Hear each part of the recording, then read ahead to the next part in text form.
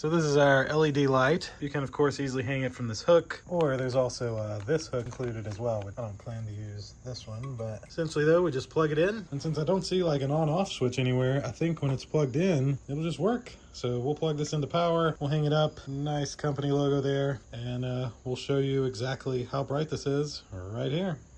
All right, so I've installed it right here, and I'm gonna plug it into this socket, and let's show you how bright it is.